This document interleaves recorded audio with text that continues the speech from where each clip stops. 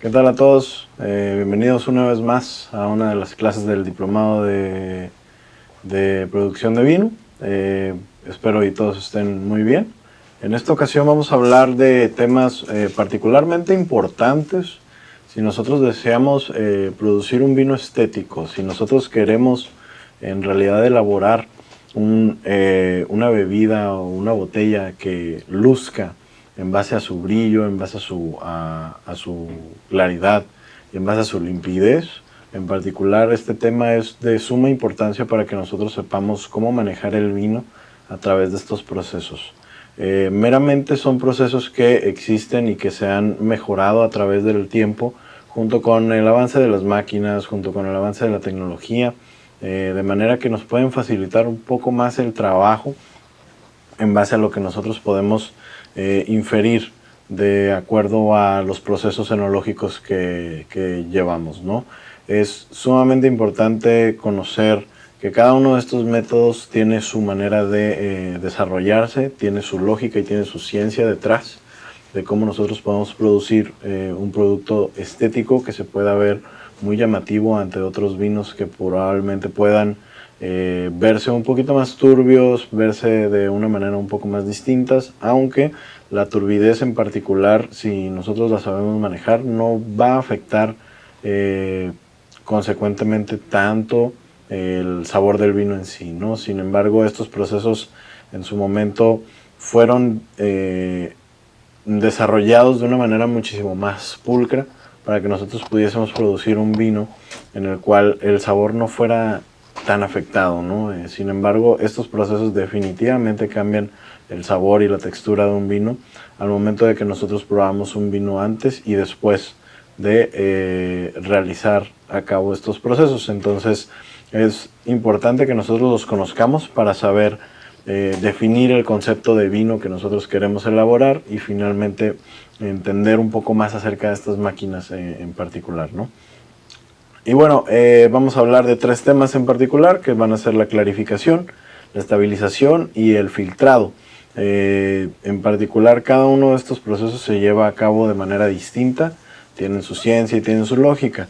Se realizan en diferentes tiempos, aunque en algún punto del proceso también se pueden realizar de manera simultánea. Sin embargo, hablando específicamente solo de la clarificación y de la estabilización, sin embargo hay que tener un poco de cuidado a la hora de realizar estos dos tipos de procesos, ¿no? Hay que revisar básicamente cómo va avanzando la logística de nuestra bodega con la finalidad de que podamos aplicar algo que pueda en realidad reflejarse en lo que es nuestro producto terminado y poder entonces emplear todo este tipo de cuestiones para poder producir el vino al que queremos llegar, ¿no?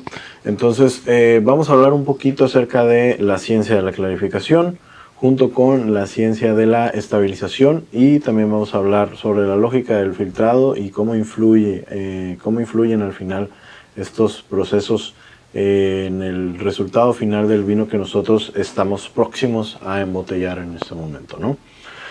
Y bueno, vamos a empezar con la clarificación y terminológicamente la clarificación se refiere a remover los sedimentos posteriores a la fermentación para estabilidad y limpidez. Como ya vimos en la clase de los trasiegos, una vez que el trasiego se realiza, nosotros tenemos básicamente un vino que tiene una cantidad menor de sedimentos a lo que se tenía antes. El trasiego es simplemente maniobrar el vino de un tanque a otro, dejando la parte de los sedimentos o la parte lodosa, como le dicen, para que nosotros podamos preparar este proceso de la clarificación de una manera muchísimo más fácil. ¿Por qué? Porque si nosotros tenemos todas estas partículas disueltas en nuestro vino, la clarificación va a ser un poco más complicada a la hora de que nosotros tenemos que agregar cierta medida para que nuestro vino pueda reaccionar con este compuesto que nosotros le vamos a agregar. Básicamente es la adición de un compuesto clarificante, o se les conoce como agentes clarificantes, para que los mismos agentes reaccionen con las mismas partículas de los sólidos y finalmente pues puedan hacerlos precipitar de mejor manera, ¿no? Cabe mencionar que es muy importante que el vino se puede realizar sin el uso de agentes clarificantes. La existencia de los agentes clarificantes en realidad responde a la necesidad de producir un vino en el menor tiempo posible. No quiere decir que estamos produciendo un vino demasiado rápido como para que tengamos una correcta evolución de los aromas y demás. Sin embargo, hay muchas veces que en el vino se tiene que responder rápidamente junto con la escasez del vino en particular. Podemos hablar también del hecho del consumo de lugares que son sumamente importantes para la producción de vino, en los cuales el consumo es demasiado rápido. La razón por esto es que la clarificación se ha vuelto un tema de controversia en el aspecto de que si yo puedo producir un vino de muy buena manera sin el uso de agentes clarificantes, pues ¿cuál es la necesidad de utilizarlos? Bueno, eso responde a que si tú quieres hacer un vino que quede igual de limpio que lo que pueden quedar estos vinos de la manera con los procesos debidos, digamos que nosotros nos tardaríamos un año, inclusive 2 más, para realizar estos procesos simplemente de solo esperar a que el sedimento baje y que nosotros hagamos trasiegos constantes, ¿no? La idea de todo esto en el uso de los agentes clarificantes es en realidad ver de qué manera nosotros podemos mejorar el aspecto del vino. Definitivamente sí hay un cambio de cualidades organolépticas en este caso. Sin embargo, el hecho de que nosotros tengamos un producto más estable a la hora de no tener tantos compuestos que puedan simplemente estar inestables, cambiando y alterando el sabor de nuestro vino en sí, hace que sea una balanza de decidir qué es lo que queremos. Si queremos un vino que persista más tiempo en botella o si queremos un vino que tenga muchísima intensidad y muchísima personalidad, a diferencia de otros que pudiesen no tenerla, ¿no? Entonces, para esto hay que entender básicamente qué es lo que nosotros queremos limpiar, ¿no? Entonces, viéndolo desde el aspecto técnico, nosotros podemos inferir que un vino que no tiene esta cristalinidad o que no tiene básicamente esta limpidez, tiene un defecto en sí.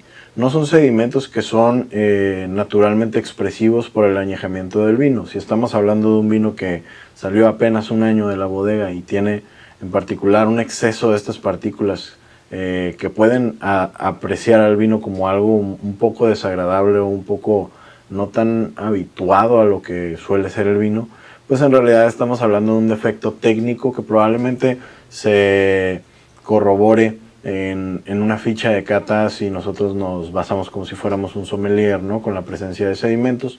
Sin embargo, la idea es que nosotros entendamos por qué sucede. Y en particular sucede porque todas las proteínas, todas las pectinas, todos los fenoles y en su momento algunas sales también ocasionan cierta turbidez. Entonces, de alguna u otra manera se expresan si nosotros permitimos que el vino tenga una muy buena extracción, pero finalmente no hacemos un trasiego correspondiente.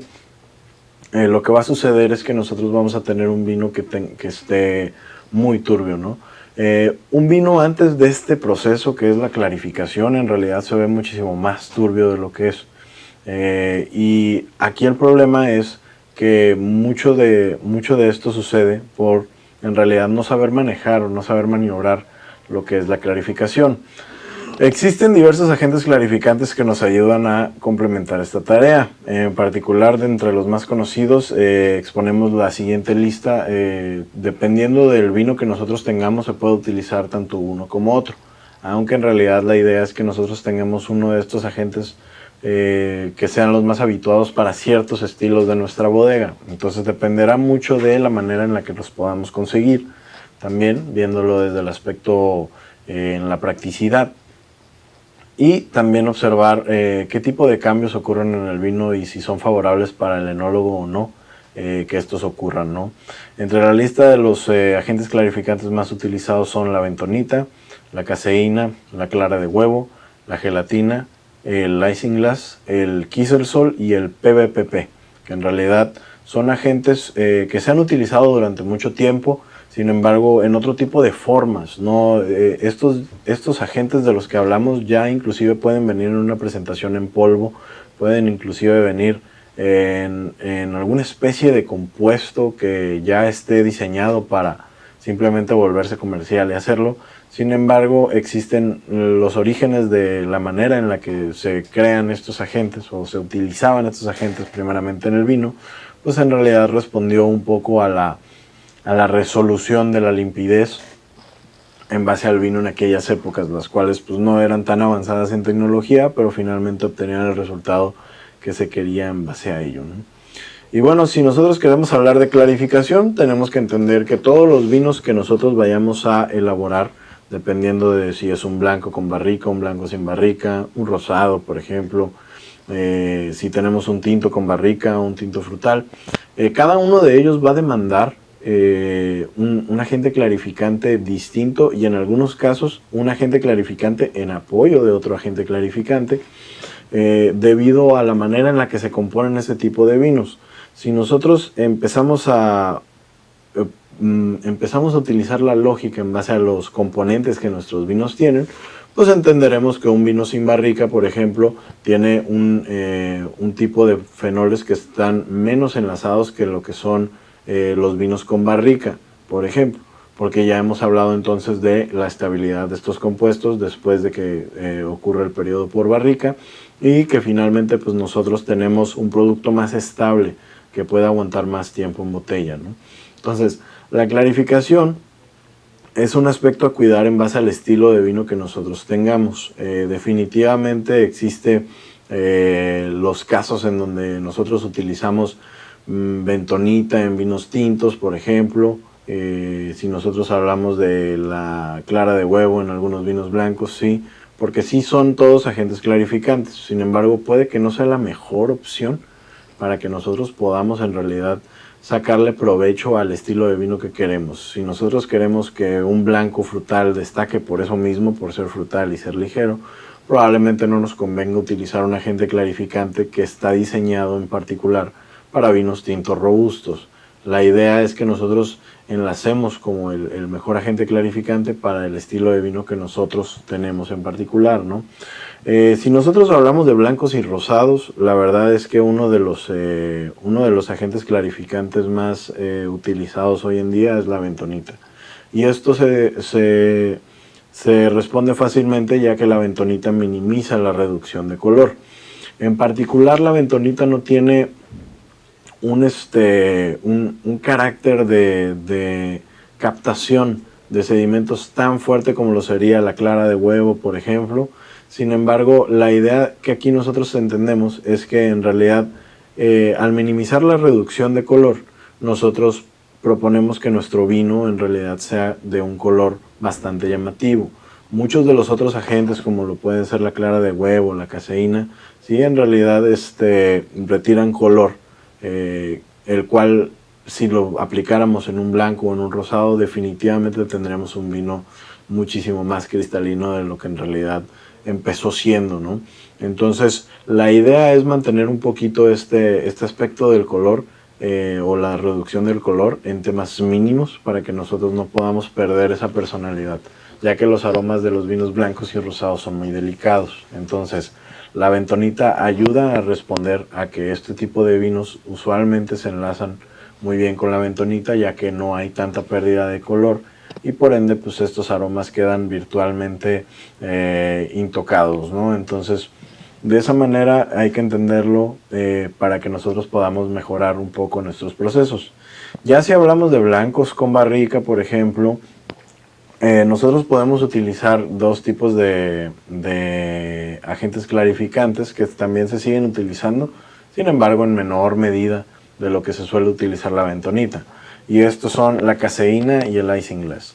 La caseína es básicamente una de las proteínas de la leche, y en particular viene siendo algo que se encuentra un poco en desuso, ya que usualmente nadie asocia el uso de derivados de la leche como para ayudar a clarificar vino, ¿no? En particular se ha vuelto como un compuesto muy específico para ciertos vinos, en este caso los blancos con barrica, así como el isinglass. El isinglass en particular es un subproducto que se obtiene sintetizando compuestos de las vejigas de pescado, y entonces el hecho de que nosotros utilicemos la lógica pensando, pues, ¿por qué le meto un derivado de pescado a mi vino? Es básicamente el temor que uno se genera a la hora de producir estos tipos o de utilizar estos tipos de agentes clarificantes. Definitivamente estos agentes son muy buenos, eliminan aromas de barrica excesivos. Sin embargo, estos productos retiran color y usualmente se deben de apoyar con bentonita. Usualmente nosotros queremos agregar en particular estas medidas o estos agentes clarificantes, y ya después cerciorarnos de que en realidad nosotros tenemos la mayor cantidad de limpieza posible apoyándonos con la bentonita, porque como les explicaba, en particular la bentonita ayuda a retirar agentes o suspensiones o sedimentos en la suspensión. Sin embargo, no tiene un efecto tan grande como lo tendría la caseína o el isinglass, por ejemplo, ¿no? Entonces, la idea es simplemente como tener una especie de apoyo para tener un poco más cristalino nuestro vino cada vez. Y hablando de los tintos robustos, que suele ser uno de los estilos más particulares de aquí de la región. En particular, existen dos componentes que son muy utilizados y que en realidad funcionan, ¿no? Sin embargo, pues tienen sus efectos adversos. Y estamos hablando de la clara de huevo y la gelatina. En particular, cada uno tiene su manera de trabajar, aunque la clara de huevo suele ser el más utilizado debido a la facilidad con la que se consiguen los huevos hoy en día.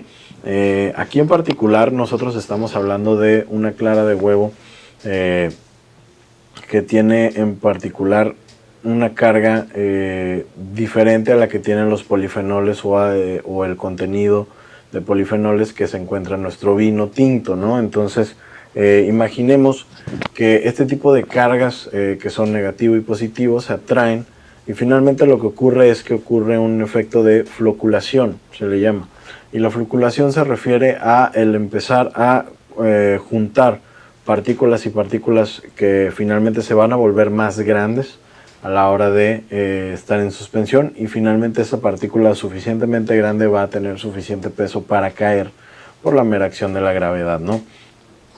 Entonces, es algo aquí fundamental para que nosotros entendamos por qué debemos de cuidar un poco la cantidad de agentes clarificantes que utilizamos. Para todos los agentes clarificantes y dependiendo del productor que nosotros vayamos a adquirir, en particular se responde que muchos de los productores tienen sus medidas o tienen básicamente su radio de agregado para que nosotros podamos incorporarlo, ¿no? Lo que sí tenemos que ver en cualquiera de ellos es que se tienen que mezclar muy bien los vinos para que todo este compuesto que nosotros vamos a agregar como agente clarificante en particular sea algo sumamente de importancia, porque una vez que agreguemos una medida muchísimo más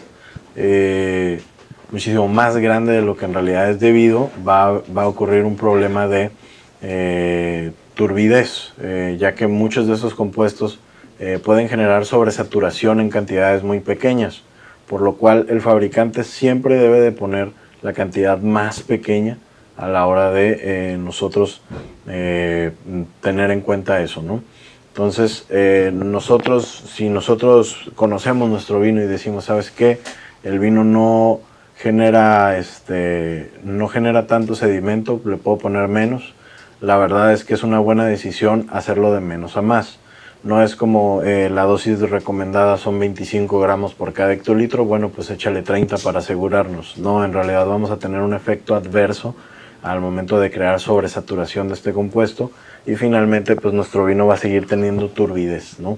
Entonces el hecho de que nosotros tengamos una sobresaturación hace que el mismo compuesto no trabaje bien sobre el mismo vino, y finalmente pues tengamos un vino que en realidad no es el resultado que esperábamos.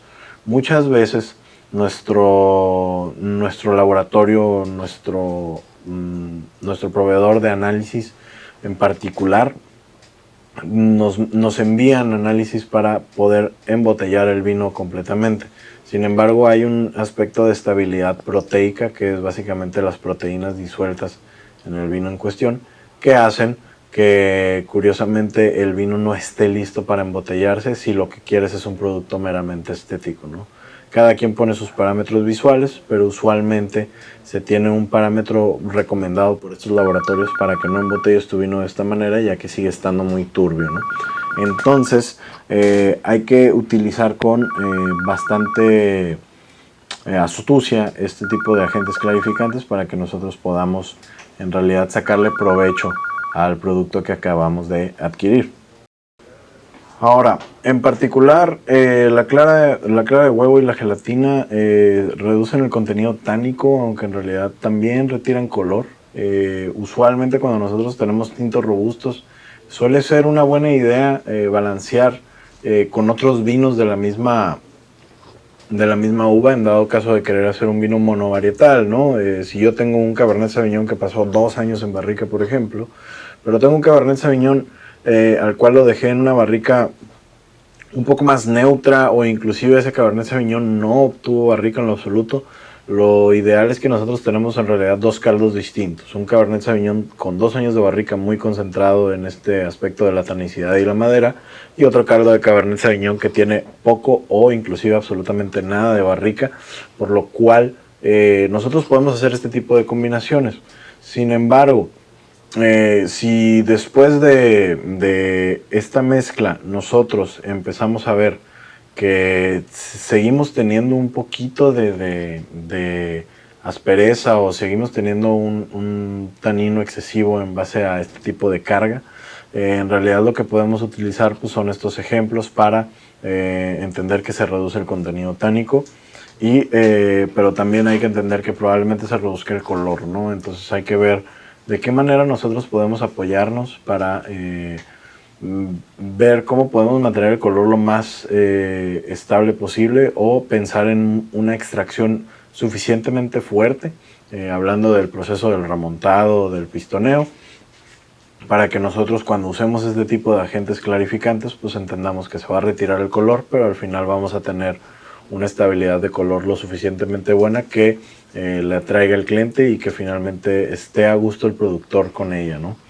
Y ya después nosotros podemos pasar a otro tipo de vinos que tienen poco contenido tánico, en particular podemos hablar de blancos, a tintos inclusive, y podemos utilizar el Kieselsoll. El Kieselsoll es básicamente una especie de dióxido de silicón, un compuesto a base de silicón, el cual en realidad es muy bueno para fijar muchas de las partículas que nosotros tenemos y sedimentarlas rápidamente. Sin embargo, este tipo de compuesto tiene una sensibilidad al frío bastante impredecible, lo cual nos hace en realidad preguntarnos si es probablemente el mejor método que nosotros podemos utilizar.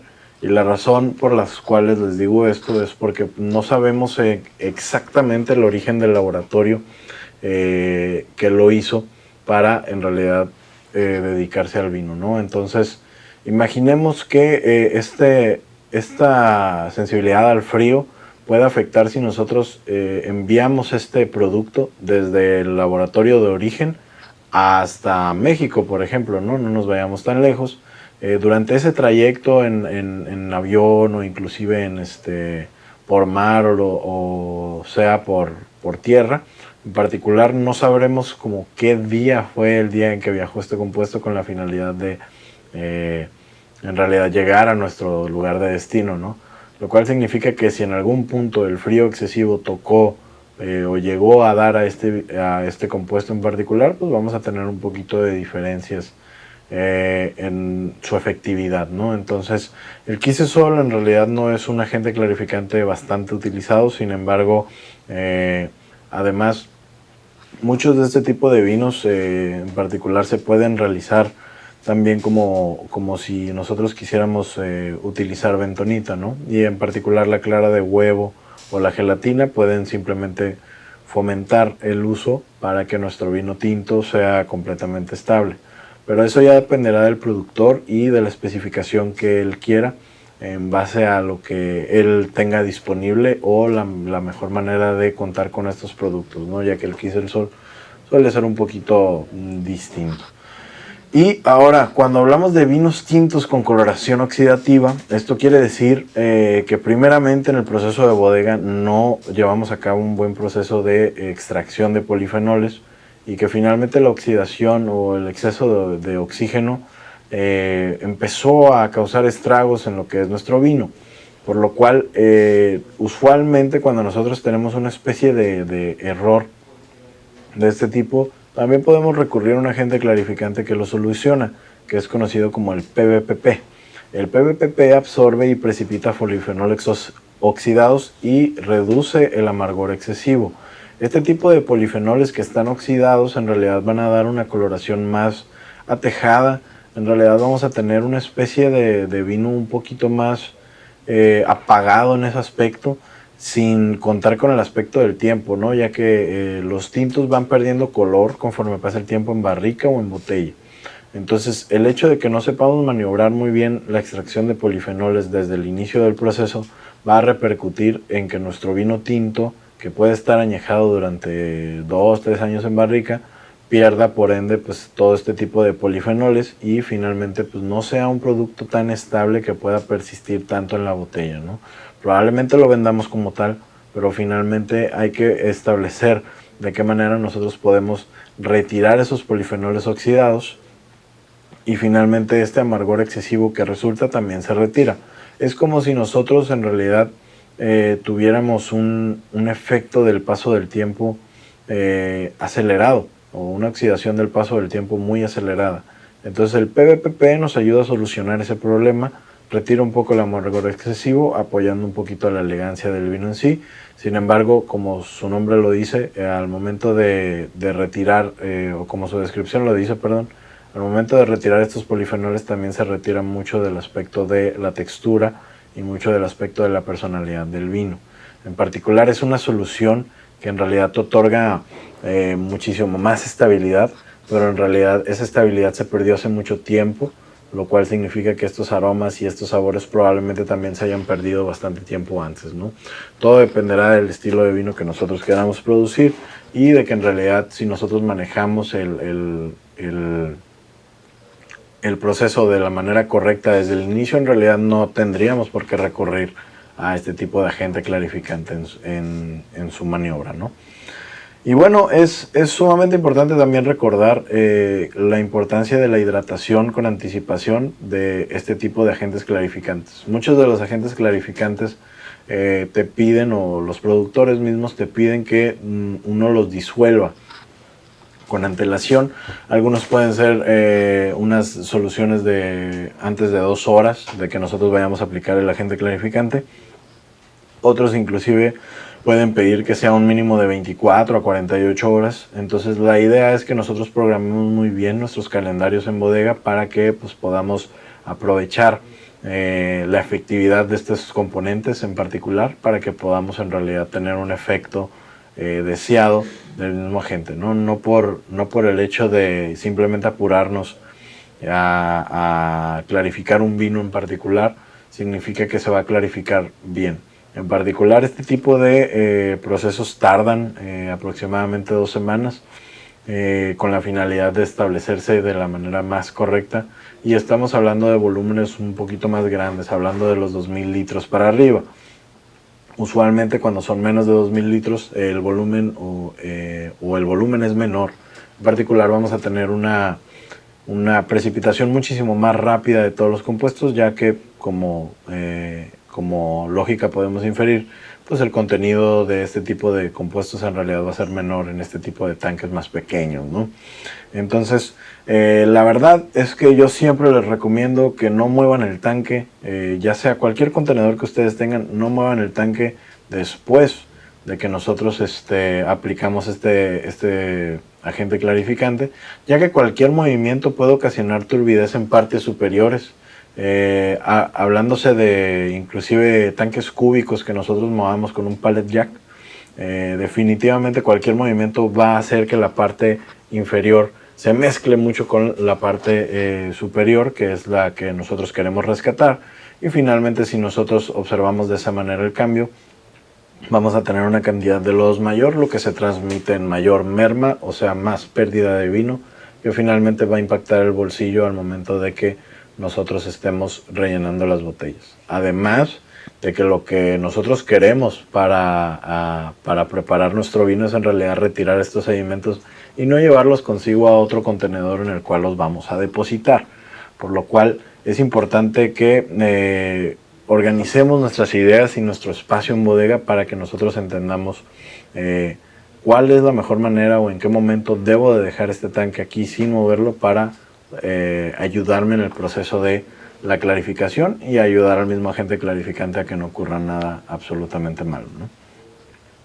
Ahora, es importante considerar el análisis de laboratorio antes de que nosotros utilicemos estos agentes clarificantes, porque los factores de pH y las dosis que nosotros podamos utilizar del agente clarificante pueden variar significativamente los resultados.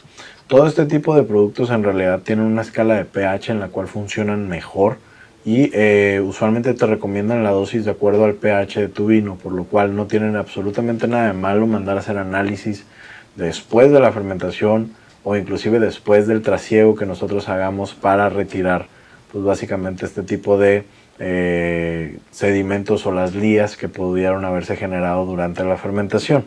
Entonces es de suma importancia que nosotros entendamos esta parte para que podamos en realidad inferir, y esto se los cuento como experiencia propia.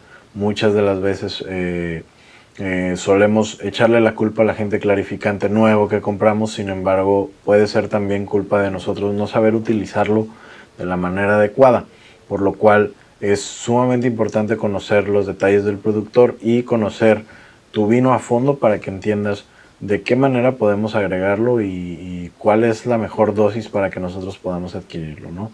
No por nada se tienen estas recomendaciones en el mismo empaque o en voz del mismo productor de este tipo de compuestos.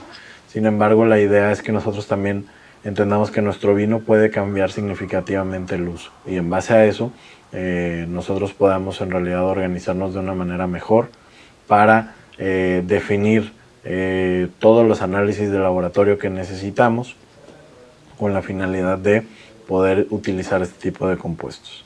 Entonces, siempre les recomiendo realizar análisis antes de las clarificaciones y estabilizaciones que nosotros llevemos a cabo dentro de la bodega. ¿Okay? Ahora, ya metiéndonos en el tema de la estabilización, en particular la estabilización es otro de los procesos que normalmente ocurren dentro de esta misma elaboración del vino en particular, ¿no? Y vamos a hablar de la estabilización, en la cual nosotros podemos entender la estabilización a manera de unir un ácido tartárico con una molécula de potasio que resulta en el aspecto físico en la formación de cristales, ¿no? Este cristal se conoce como bitartrato potásico y en particular ayudan a que nosotros tengamos un poquito más de estabilidad de este compuesto. Sin embargo, el compuesto se vuelve estable y visible, que finalmente el vino lo contiene y se ve absolutamente como una partícula que parece como una especie de sal o vidrio roto. En su momento fue un problema muy grande en las décadas anteriores debido a que mucha gente creía que la misma botella era básicamente la que se rompía por dentro, y ya que nadie quería consumir vidrio desde su vino, finalmente este vino lo dejaban de un lado y finalmente lo que ocurría era que esos vinos no se compraban, ¿no? En este caso nosotros tenemos en la diapositiva una imagen de un tanque que está cubierto de una escarcha de hielo. Esto se debe a que este tipo de tanque tiene un sistema de refrigeramiento que se conoce como la chaqueta de enfriamiento. Nosotros vamos a ver que en varios tanques, no solo en este sino en algunos otros, vamos a tener una especie de bandas que tienen una especie de círculos alrededor de ella, y estos mismos círculos básicamente, o esta parte que nosotros vemos que en realidad está completamente cubierta de hielo, en realidad es una chaqueta de frío. Por ahí circula un compuesto que puede ser glicol o inclusive agua con glicol, o también nitrógeno líquido en algunos casos, y enfrían básicamente el vino con la finalidad de producir un tipo de estabilización, ¿no? Aquí la cuestión es que en particular la estabilización se puede realizar de tres maneras. Pero primero voy a explicar un poco acerca de qué es lo que en realidad sucede cuando nosotros estabilizamos un vino.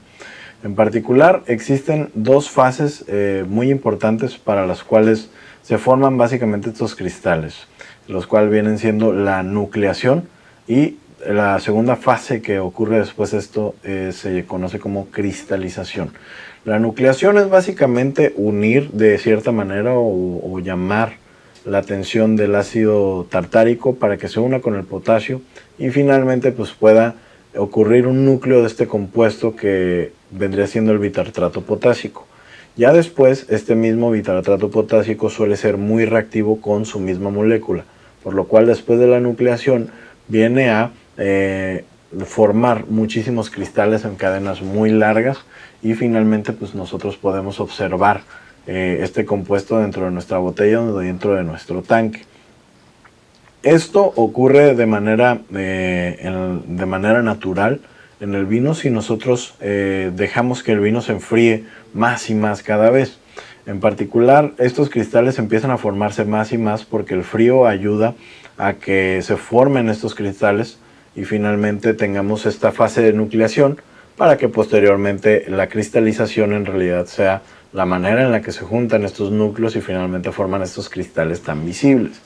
Pero hay que entender algo muy importante, que es una de las naturalezas del oxígeno en cuestión. El oxígeno es más soluble en frío, entonces todo efecto que nosotros tengamos dentro de nuestro tanque en realidad va a ser muchísimo más destacable a la hora de maniobrar nuestro vino en frío, razón por la cual no se recomienda realizar estabilizaciones y clarificaciones de manera conjunta. ¿Por qué? Porque si para la clarificación nosotros tenemos que revolver el vino para que todo este agente clarificante esté disuelto en toda su medida y que pueda haber una clarificación muchísimo más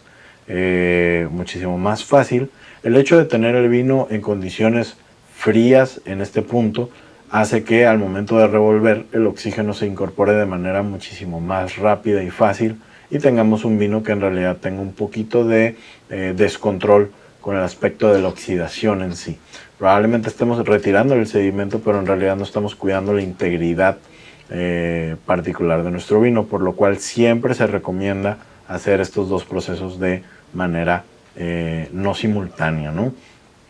Y existen tres maneras, en el caso de la estabilización, existen tres maneras que son las más comunes de realizarse, en la cual está la estabilización por frío, que es una de las más utilizadas hoy en día, junto con la de intercambio de iones y básicamente el proceso de contacto, ¿no? Vamos a hablar de cada una de ellas un poco para que nosotros entendamos cómo es que funciona. Y la primera es la más habitual, en realidad es la estabilización por frío. Aquí el único riesgo que existe dentro de la estabilización por frío es cuidar la solubilidad del oxígeno y entender que básicamente una vez que tenemos nuestro tanque no deberíamos de circularlo de manera muy agresiva en ese aspecto. Ahora, si nosotros queremos estabilizar nuestro vino tinto y después del frío nosotros inclusive sacamos el vino contenido en ese tanque y lo pasamos a otro contenido líquido, a otro contenedor en el cual va a reposar el líquido, nosotros tenemos que cuidar mucho el impacto del bombeo en este caso, o del contenedor en realidad en donde lo vamos a tener, ya que si nosotros permitimos que el vino caiga de manera muy agresiva en el contenedor, en particular va a ser algo contraproducente debido a la solubilidad del oxígeno, ¿no? En realidad son básicamente estos pocos riesgos más el hecho de cuidar también a la hora de saber si el contenedor está demasiado abierto, porque cualquier cantidad de oxígeno en realidad va a impactar de manera muy importante, ¿no? Por lo cual la estabilización por frío simplemente forma estos cristales en la nucleación. La misma nucleación llama más para la fase de cristalización y finalmente pues estos depósitos con el frío se quedan a través del tanque como si nosotros tuviéramos una escarcha con muchos brillos. En particular esta es una de las fotos que tomamos al interior de nuestro tanque, la que ven en esta diapositiva. Entonces se mira en este caso la estabilización de un vino blanco. Este proceso usualmente se realiza en todos los vinos, blanco, rosado y tinto, con la finalidad de quitar estos bitartratos o el bitartrato potásico, que nosotros podemos presentarlo en la botella en dado caso de que no hayamos hecho la estabilización adecuadamente. ¿Cuánto frío? Usualmente las bodegas llevan su termostato o su control de temperatura a los 4 grados centígrados. ¿Por qué? Porque en realidad es la temperatura a la cual muchos de los vinos van a pasar a enfriarse si nosotros tenemos un refrigerador convencional o un refrigerador doméstico. Los 4 grados centígrados en realidad son la temperatura de estos refrigeradores. Y finalmente entendemos que muchas de las personas que van a consumir vino no lo van a tener en una temperatura muchísimo más baja que eso. Lo cual, si nosotros ponemos ese límite, vamos a tener básicamente ese tope de energía. No vamos a tener tanto gasto de energía como si quisiéramos enfriar el vino a 0 grados o inclusive a grados bajo cero, lo cual básicamente tendría un efecto también en la cantidad de cristales que nosotros vamos a tener, ¿no? Mientras más enfriemos nuestro vino, más cristales aparecen. Entonces la idea es que nosotros tengamos esta medida lo más ideal posible para que no aparezcan cristales después de los 3 grados centígrados, porque finalmente pues, casi nadie va a llevar su vino a esa temperatura, ¿no? Y bueno, sobre el intercambio de iones, estamos hablando de la manera, digamos, más tecnológica que nosotros podemos utilizar. En particular nos basamos en cargas y en el uso de la química para entender un poco estas reacciones. Y el intercambio de iones es simplemente pasar el vino a través de una columna de resina con un catión. Este catión puede tener carga positiva y el anión, que también puede tener una carga negativa, ¿no?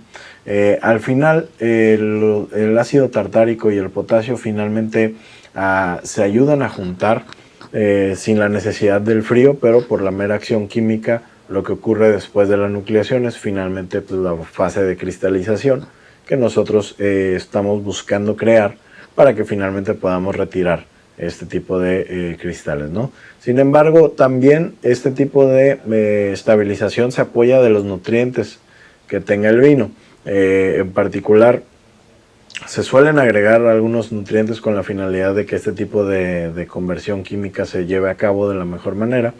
Sin embargo, también podemos en realidad retirar muchas de las otras propiedades o algunos compuestos, ya que los nutrientes no se van a obtener de ninguna otra fuente, ¿no? Por lo tanto, puede que esos mismos nutrientes sean básicamente compuestos que están simplemente siendo sintetizados por estas reacciones químicas que finalmente se requieren para quitar los cristales, por lo cual en particular puede ser un poco contraproducente el uso de este tipo de estabilizaciones. Usualmente se utiliza en producciones masivas, por lo cual las vinícolas pequeñas en realidad no lo consideran tanto una opción, por lo cual la estabilización por frío suele ser la más habitual. Y la última de ellas es el proceso de contacto.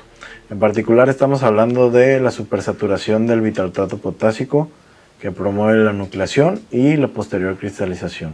Si nosotros en particular agregamos ácido tartárico y potasio de diferentes maneras a nuestro vino en particular, lo que vamos a tener es básicamente una saturación de estos compuestos que va a hacer que ellos mismos se atraigan y finalmente pues, se pueda formar esta fase de nucleación primero para proceder con la cristalización y tengamos en realidad uno de los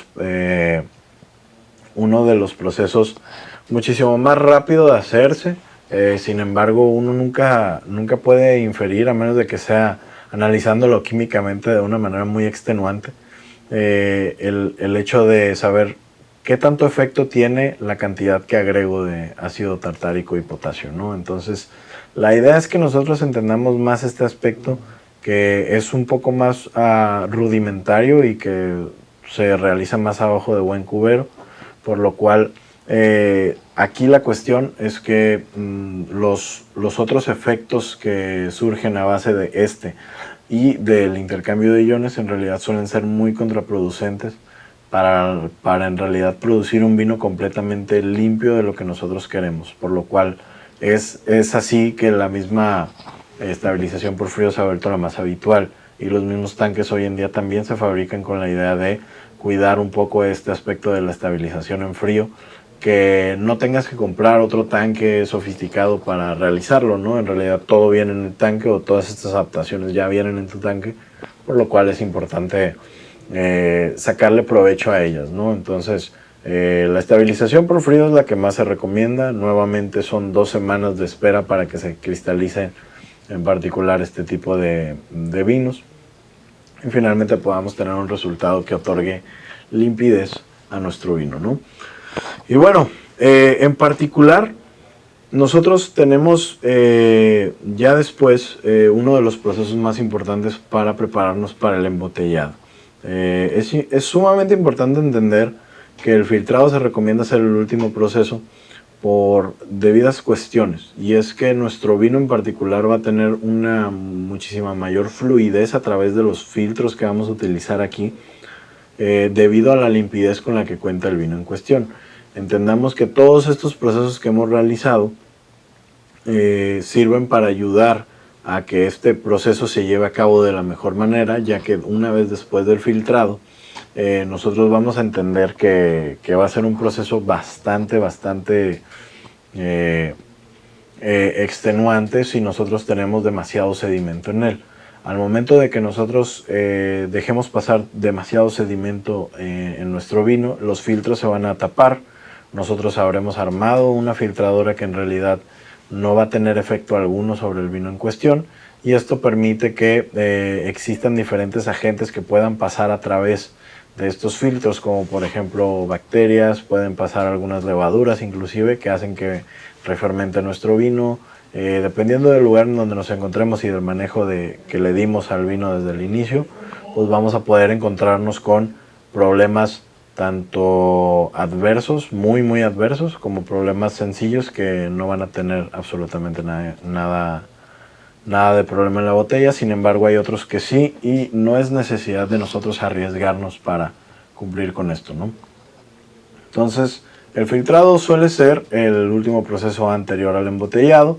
Los cambios de pH y la estructura química no se vuelven presentes. En particular, el filtrado viene siendo una especie de cambio físico que definitivamente afecta las cualidades organolépticas. Sin embargo, la estabilidad de los compuestos y los cambios de pH aquí no van a ocurrir si nosotros elaboramos el filtrado de una buena manera, ¿no? Usualmente hay máquinas que hoy en día se diseñan con la finalidad de succionar el vino antes que utilizar una bomba para empujar el vino hacia la filtradora.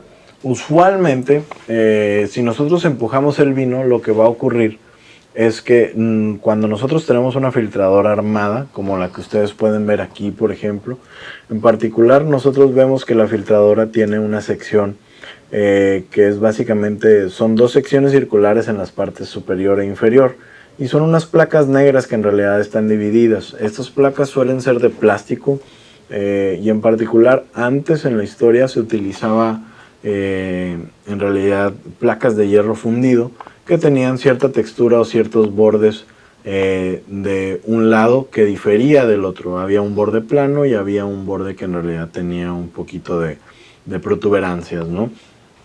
Ahora, en particular antes se utilizaba arena muy fina para filtrar el vino en particular, y se les colocaba una especie de manta de cielo, la cual contenía la arena en cuestión, y hacían pasar el vino a través de ahí por mera gravedad.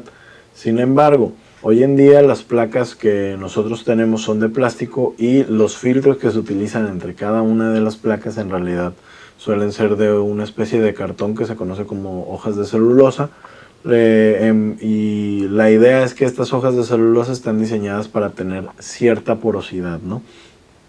Esto es lo que nosotros llamamos filtrado nominal. El filtrado nominal es la máquina que nosotros estamos utilizando en esta imagen, que es una de las máquinas más fáciles de conseguir, e inclusive hay versiones muy pequeñas para volúmenes muchísimo más pequeños. Sin embargo, hay que saber el volumen de vino que vamos a manejar para saber cuánto vino vamos a filtrar a través de esa placa o de esta máquina, y finalmente pues podamos tomar una decisión acerca de cuál nos conviene más. Y bueno, el hecho de que nosotros entendamos el filtrado nominal, o el nombre por el cual se le denomina filtrado nominal, es en base a que usualmente tenemos una estructura o una máquina que nosotros podemos colocar filtros, y cada uno de estos filtros pueden ser de la misma porosidad o pueden ser de una porosidad más fina. ¿A qué voy con esto? Si nosotros tenemos un filtro que tiene, digamos, 900 micras, que son básicamente 900 pequeños orificios por los cuales van a permitir pasar el vino a través de, vamos a tener muchísimo pase de vino, y vamos a dejar sedimentos atrás en estas placas, ¿no? Pero, por ejemplo, si yo estoy hablando de un filtro que tiene 600 micras, vamos a tener menos orificios por los cuales va a pasar el vino a través de, y entonces vamos a tener un filtrado muchísimo más fino con este de 600 micras que uno de 900. Y ya después existen los de 250 micras, los cuales inclusive van a ser algo muchísimo más fino, para lo cual nuestro vino va a ser muchísimo más filtrado, ¿no? Entonces, el filtro necesita tener como que esta seguridad de que nosotros podemos en realidad pasar vino fácilmente a través de estas placas, para que nuestro proceso de filtrado no se vuelva complicado a la hora de desarmar y tener que volver a armar porque el vino no se filtró bien y entonces se taparon los filtros de manera muy rápida. Por ejemplo, también podemos ocurrir bajo el problema del efecto de la succión antes del empuje.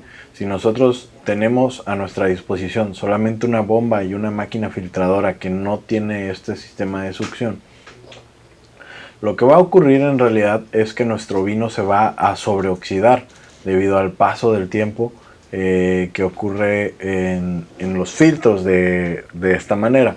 Entonces hay que ver de qué manera nosotros podemos elegir el equipo que más se adecua a nosotros. Nosotros también podemos optar por lo que es el filtrado absoluto. Hoy en día el filtrado absoluto en realidad se refiere más que nada a tener una especie de filtrado muchísimo más genérico, en el cual simplemente nosotros pasemos por el filtro algunas veces, o inclusive cambiar de filtros que en realidad solamente tienen una especie de paso a través de él, y finalmente pues podamos en realidad reproducir el efecto de lo que es el filtrado nominal, porque el filtrado nominal lo que hace es en realidad juntar estos filtros de diferentes micras en el mismo filtrado. Pero lo que hace el filtrado absoluto es en realidad utilizar la máquina para este tipo de filtrados de 900 micras, por ejemplo. Tenemos un vino ya con un filtrado de 900 micras y después lo pasamos por otro filtro de 250 micras, y finalmente todo este tipo de cuestiones van a afectar en particular las cualidades organolépticas de nuestro vino. Hay que entenderlo debido a que mientras más veces pasemos por los filtros, más aromas, más sabores y más colores se van a ir perdiendo, pero finalmente vamos a tener una estabilidad de compuestos y de retiro en particular de agentes que pueden inclusive causar estragos en la botella, como lo son las levaduras, para lo cual hay que fijarnos mucho en los análisis que obtengamos después del filtrado. En particular se trata de hacer un análisis previo a la estabilización y después a la clarificación, y ya después, ya de ahí nosotros vamos a pedir uno después del filtrado, para saber si ese vino en particular, que ya fue el último paso, está listo para embotellarse, o si puede ocurrir algún riesgo en botella. Por lo menos ya sabemos que tenemos un análisis en el cual tenemos que tomar una decisión acerca si lo filtramos otra vez o si tratamos de mejorar en particular nuestro proceso para que esto ya no suele ser un problema constante, ¿no? El filtrado absoluto en realidad se parece más como a los filtros de agua que se utilizan hoy en día en cualquier servicio doméstico. Entonces vamos a ver que hay algunos productos que en realidad sí pueden funcionar a la hora de tener la elaboración de un vino en particular. Sí hay productores que en realidad producen filtros absolutos o que se dedican al filtrado absoluto, creando filtros para vino que en realidad van a ser bastante interesantes. En su momento, por ejemplo, les voy a contar un caso práctico de lo que a nosotros nos ocurría en bodega. En particular, nosotros no teníamos una bomba, eh, digamos, de succión, por lo cual nosotros nos apoyábamos mucho de la gravedad en ese aspecto. Curiosamente, el hecho de que nosotros filtráramos un vino, en realidad tendríamos que hacer uso de la gravedad para que nosotros en realidad pudiéramos filtrar ese vino en cuestión. Sin embargo, lo único con lo que podíamos disponer eran contenedores abiertos para que hubiera en realidad un flujo constante de la manera en la que subíamos el tanque, trasladábamos el vino a partir de una bomba y finalmente por mera gravedad caía el vino a través de ese filtro, el cual permitía que, además de tener el contenedor abierto, para el cual pues podrían utilizarse partículas o podrían llegar partículas al contenedor que nosotros queríamos filtrar, pues finalmente lo que ocurría era que nosotros utilizábamos un filtrado absoluto al final de este proceso, con la finalidad de que no ocurriera ningún pase de ninguna de estas partículas y en base a ello no tapara los filtros que finalmente iban a ocurrir a través de todo esto, ¿no? Entonces es de suma importancia considerar la manera de logística que tú tienes en tu bodega para saber si finalmente se recomienda utilizar un filtrado absoluto o si es mejor cerciorarse de todo con un filtrado nominal con el cual pues ya no tienes, digamos, tantos problemas, ¿no? Y en esta diapositiva van a ver una imagen de color rosa, la cual en particular tiene marcadas las placas que en realidad se utilizan en los filtrados nominales. Se darán cuenta de que esta es una cantidad excesiva de sedimentos que tenía nuestro tanque. En este caso estábamos produciendo o filtrando, mejor dicho, un vino rosado, el cual se tenía conocimiento de que ya se había trasegado, pero no se trasegó correctamente. Entonces lo que ocurrió fue que cuando pasamos por estos mismos procesos de clarificación, estabilización, estos procesos se llevaron a cabo de manera simultánea y finalmente lo que ocurrió fue que todo este sedimento en particular llegó a través de, digamos que todos estos sedimentos se tenía antes de empezar a filtrar, y cuando nosotros empezamos a filtrar en realidad el vino estaba demasiado turbio y con demasiados sedimentos, que finalmente terminó por tapar los filtros, y esto requería entonces volver a armar la filtradora, lo cual nos tomó 1 hora y media más de tiempo para volver a empezar el filtrado, que seguramente va a tardar otra hora más, ¿no? Entonces la verdad es que es un poco complicado viéndolo desde el aspecto práctico de la practicidad, por lo cual es de suma importancia que ustedes traten de retirar todos estos sedimentos antes de que pase por la filtradora, porque va a ser una batalla desarmar y volver a armar la filtradora con los debidos filtros suficientes, y el hecho de que nosotros tengamos filtros tapados más un empuje de oxígeno constante a través del vino finalmente termina por oxidar nuestro vino y perder cualidades en estos casos, por lo cual es importante que nosotros nos fijemos mucho en este efecto de la succión antes que el empuje. O sea, la idea es que nosotros tengamos una máquina integradora que pueda succionar el vino y que en realidad no lo filtre, que no lo empuje hacia la filtradora, ya que ese empuje constante hacia la filtradora va a hacer que nuestro vino cambie de una percepción de color y también de sabor y de aroma, ¿no? Ahora, existen lo que se conoce como los filtros estériles. Usualmente los filtros estériles eliminan rastros de levaduras y agentes no deseados. Este es el último filtro por el que deben de pasar los vinos si nosotros tenemos un vino que queremos que salga dulce, o que si tiene un proceso, digamos, o si entendemos que tuvo un proceso no tan bueno. El filtro estéril es una buena manera de asegurarse de que no vamos a permitir que entren este tipo de agentes en las mismas botellas que nosotros vamos a vender, ya que, como les recordaba, si las levaduras actúan dentro de la botella, lo que va a empezar a ocurrir va a ser una formación de sedimentos excesiva debido a las lías que pueden generar. Va a haber un CO2 que empuje el corcho hacia afuera y finalmente pues va a haber problemas dentro de la botella, de los cuales no queremos meternos, ¿no? Entonces, si nosotros queremos hacer un vino dulce, por ejemplo, y no cuidamos tan bien el proceso, al momento de embotellarlo vamos a tener además una cantidad de azúcar que las levaduras van a utilizar para finalmente causar más estragos, ¿no? Entonces, la idea es que nosotros hagamos un análisis posterior al filtrado, para en realidad cerciorarnos de que ninguno de estos componentes se encuentra suspendido en el líquido y pues finalmente pueda otorgar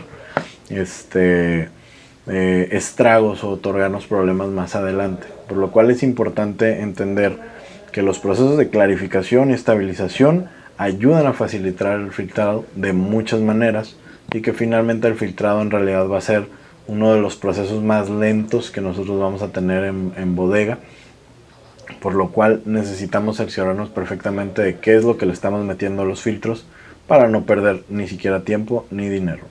Es de suma importancia que ustedes conozcan cada uno de estos procesos para que podamos producir un vino en realidad de la manera más estética y de la manera más correcta posible, sin problema alguno después del embotellado, ¿no?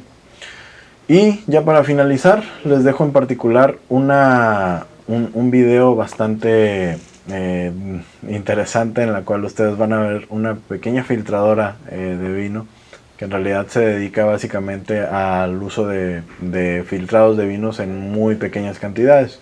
Se conoce como la Superjet Wine Filter, y en particular es una filtradora que es muy llamativa. Puede ser una opción muy buena para cuando nosotros estamos comenzando en este ámbito de la producción de vino.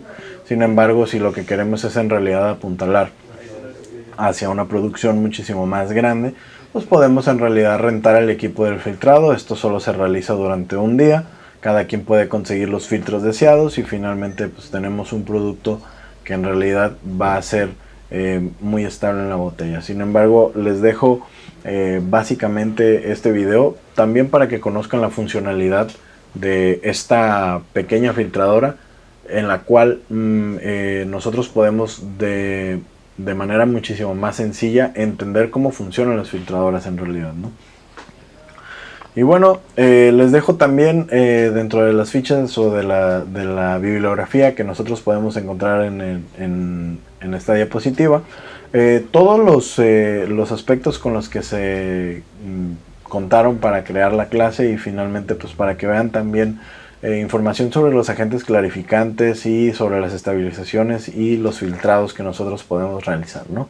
En realidad espero que esta clase haya sido de mucha utilidad. Probablemente hoy en día las corrientes de elaboración de vino no demanden tanto estos procesos y probablemente no sean tan necesarios para producir un vino que en realidad sepa bien.